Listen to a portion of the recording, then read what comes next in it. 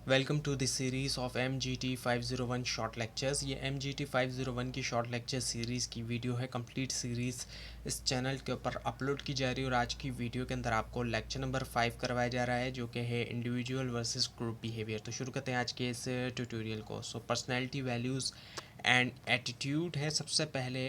Personalities role की अगर हम बात करें, जो पर्सनैलिटी ट्रेड्स होते हैं, हर किसी का अपने पर्सनैलिटी ट्रेड्स होते हैं। उसी से जो है वो क्या होता है कि तश्कील होता है इंडिविजुअल जो रिस्पॉन्सेस होते हैं डिफरेंट सिचुएशन के हवाले से। ऑर्गेनाइजेशन के अंदर हम ऑर्गेनाइजेशन के अंदर देखते हैं कि मुख्तलिफ़ तरह की सिचुएशन आती है, तो उसी के हवाले से जो है वो जो इंडिविजुअल रिस्पॉन्स जो आता है वो पर्सनैलिटी शेप के मुताबिक होता है। वैल्यूज़ एंड डिसीजन मेकिंग की अगर हम बात करें, वैल्यूज़ जो होती हैं, वैल्यू गाइड करती है एथिकल स्टैंडर्ड, जो अखलाकियात का एक जो मेयार है, और इन्फ्लुएंस जो है करती है डिसीजन मेकिंग प्रोसेस जो होता है वर्क प्लेस के अंदर। Attitudes impact behaviour. एटीट्यूड जो है वो अफेक्ट करता है किसको, फीलिंग्स को भी, लोगों की जो फीलिंग्स होती हैं उनको भी, और जो बिलीव्स होते हैं अबाउट वर्क के बारे में, जो काम है। बिलीव्स वैसे कहते हैं अकायद को नॉर्मली जब जनरली हम बात करते हैं। लोगों की जो फीलिंग्स और जो बिलीव्स होती है वर्क के बारे में, और जो कुलीग्स हैं जो लोग आपस में हैं, और ये जो इन्फ्लुएंस करता है कॉपरेशन भी और सपोर्ट भी। अब आपस में एक दूसरे के साथ कॉपरेशन होना और सपोर्ट होना। मैनेजिंग इंडिविजुअल डिफरेंसेस, मैनेज करना होता है इंडिविजुअल डिफरेंसेस को। लोग जो होते हैं उनके आपस में डिफरेंसेस होते हैं, फ़र्क होता है, सारे एक जैसे नहीं होते। अंडरस्टैंड करना पर्सनैलिटी वैल्यूज़ और एटीट्यूड, ये जो है हेल्प करता है मैनेज करने में। क्या डाइवर्सिटी, मुख्तलिफ़ तरह के जो लोग होते हैं उनको मैनेज करने में, मोटिवेट करने में एम्प्लॉयज़ को जो है वो इफ़ेक्टिवली तौर पर। Work related behaviour and individual factors की अगर हम बात करें, वर्क रिलेटेड बिहेवियर जैसे कि जॉब परफॉर्मेंस, एब्सेंट होना, ऑर्गेनाइजेशन सिटीजनशिप, ये इन्फ्लुएंस होते हैं दोनों पर्सनल और एनवायरमेंटल फैक्टर्स दोनों के ज़रिए। और इसका फार्मूला जो है वो यहाँ पर है कि B=F small f and P and E, यानी कि behaviour is the function of person and environment.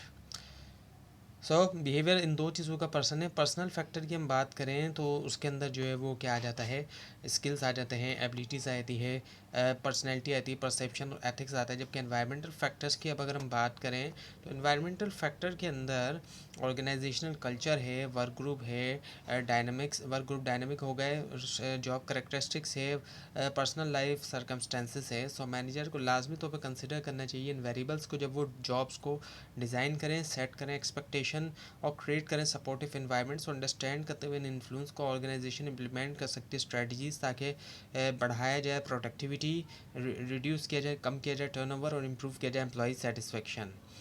Definition and importance of groups. अब ग्रुप्स की डेफिनेशन और उसकी इंपॉर्टेंस की अगर हम बात करें, ग्रुप जो है क्या है, group is defined as two or more individual who interact to achieve common goal. अब ग्रुप है होता क्या है, ऐसा ग्रुप एक ऐसी चीज़ है कि जहाँ पर दो या दो से ज़्यादा इंडिविजुअल्स होते हैं। आप देखते हैं कि ग्रुप में दो या दो से ज़्यादा लोग होते हैं, और वो इंटरेक्ट करते हैं एक दूसरे के साथ ताकि उनके कॉमन गोल्स अचीव किए जा सकें। कुछ ऐसे गोल्स जो वो एक साथ एक जैसे उनके गोल होते हैं, उसको अचीव करने के लिए वो ग्रुप ज्वाइन करते हैं। अब ग्रुप जो है उसकी टाइप से, ग्रुप जो है फॉर्मल भी हो सकते हैं, जैसे जहाँ पर फॉर्मल के अंदर क्या होता है स्ट्रक्चर्ड रोल और रिस्पॉन्सिबिलिटी, या फिर इनफॉर्मल होते हैं जो कि सोशल रिलेशनशिप पे बेस करते हैं।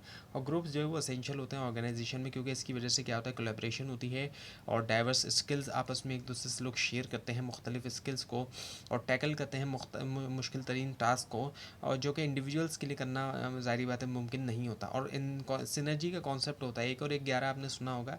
इनके इसका मतलब ये होता है सिंपली तौर पर कि जब एक और एक दो लोग आपस में मिल रहे हैं तो वो दो नहीं बल्कि 3 या 4 के बराबर तक वो काम कर सकते हैं।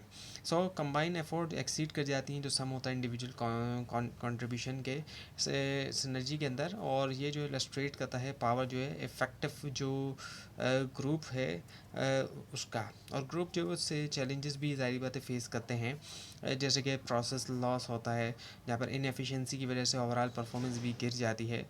अंडरस्टैंड करना ग्रुप डायनामिक्स जो है हेल्प करता है मैनेजर को कि कॉपरेशन हो सके और कॉन्फ्लिक्ट रिजॉल्व करे और ग्रुप इफेक्टिवनेस में इजाफा किया जा सके। Role and characteristics of effective group की हम बात करें, ग्रुप जो है वो फंक्शन करते हैं बहुत से रोल्स के ज़रिए, जो कि मेंबर्स जो है एज्यूम करते हैं, जिसके अंदर जो है वो शामिल होता है टास्क ओरिएंटेड रोल्स होना, जैसे कि इनिशिएटर का होना और इन्फॉर्मेशन सीकर का होना, रिलेशनशिप ओरिएंटेड रोल्स का होना, जैसे कि एनकरेजर्स, हार्मोनाइज़र और इंडिविजुअल रोल्स जैसे कि ब्लॉकर्स और या फिर जॉकर्स वगैरह का।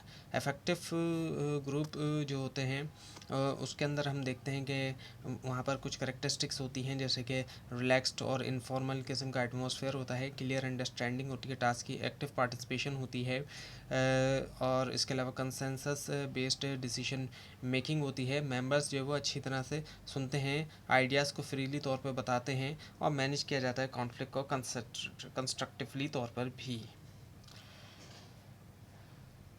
ये जो ट्रेड्स होते हैं ये कंट्रीब्यूट करते हैं हाई परफॉर्मेंस के अंदर, और जो सेटिस्फेक्शन होती है ग्रुप मेंबर्स के दरमियान। अब मैनेजर्स को करना क्या चाहिए, एनकरेज करना चाहिए clear role clarity, open communication और शेयर रिस्पॉन्सिबिलिटी, ताकि बिल्ड किया जाए वेल फंक्शनिंग ग्रुप्स को।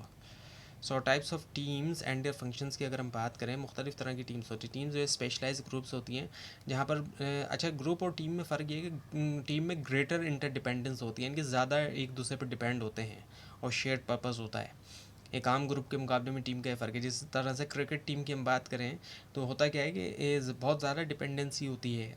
एक प्लेयर ने अगर परफॉर्म नहीं करा तो दूसरे को करना होता है। तो इस तरह से हम देखते हैं कि बहुत ज़्यादा इंटरडिपेंडेंसी पाई जाती है टीम्स के अंदर, और ये आउट परफॉर्म करते हैं जो ट्रेडिशनल ग्रुप होते हैं, क्योंकि इनमें ज़्यादा कोलेब्रेशन भी होता है और म्यूचुअल अकाउंटेबिलिटी भी होती है। अब इसकी टाइप्स की हम बात करें तो क्रॉस फंक्शनल टीम्स होती हैं, जिसके अंदर हम देखते हैं कि डिफरेंट डिपार्टमेंट्स लोग आते हैं, डिफरेंट फंक्शनल एरियाज़ के जो है वो इसमें लोग दिखाई देते हैं। जैसे कि मार्केटिंग का कोई एक है, तो इस अकाउंट्स का कोई एक है, और HR का कोई एक है, IT का कोई एक है। इस तरीके से मुख्तलिफ तरह के डिपार्टमेंट के लोग होते हैं।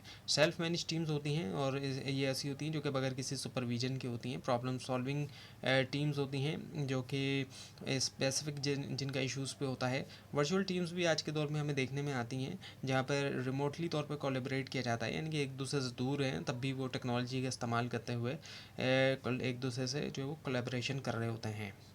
Turning individuals into team player, यानी कि एक इंडिविजुअल्स को टीम प्लेयर बनाना।